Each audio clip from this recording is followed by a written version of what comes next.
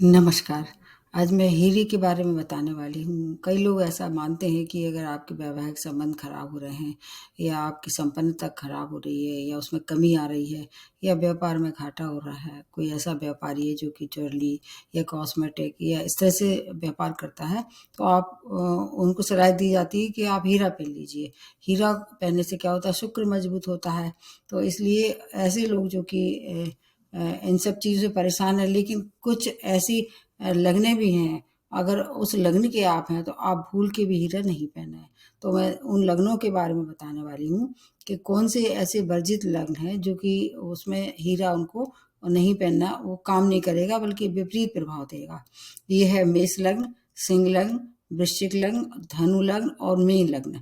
मैं लग्न के हिसाब से कह रही हूँ। लग्न का मतलब जो आपका पहला खाना है, नंबर 1 हाउस जो है, उसमें अगर ये नंबर लिखा होगा। मेष का मतलब 1 होता है, सिंह का मतलब 5 होता है, वृश्चिक का मतलब 8 होता है, धनु का मतलब 9 होता है और मीन का मतलब होता है 12।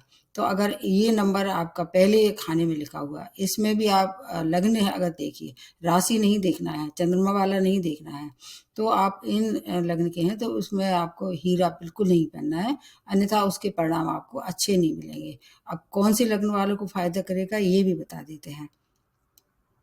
एक तो आप अगर वृष लग्न के हैं, मिथुन लग्न के हैं, कन्या लग्न के हैं, तुला लग्न के हैं, मकर और कुंभ लग्न के अगर आप हैं, तो आप हीरा पहन सकते हैं।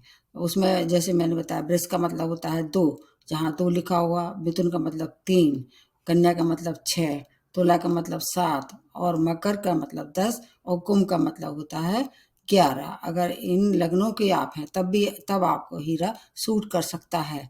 अगर आपको शुक्र की प्रबलता बढ़ानी है, किसी भी तरह से परेशानी हो रही है, शुक्र जैसे कम्बस्ट है या आपके लिए कम्बस्ट के साथ-साथ ऐसी राशि में बैठा हुआ है, सूर्य के साथ बैठा हुआ है, किसी कमज़ोर स्थिति में है, तो इन लग्नों को हीरा धारण कर सकते हैं। अब हीरा धारण करने के 2 तरीके होते हैं।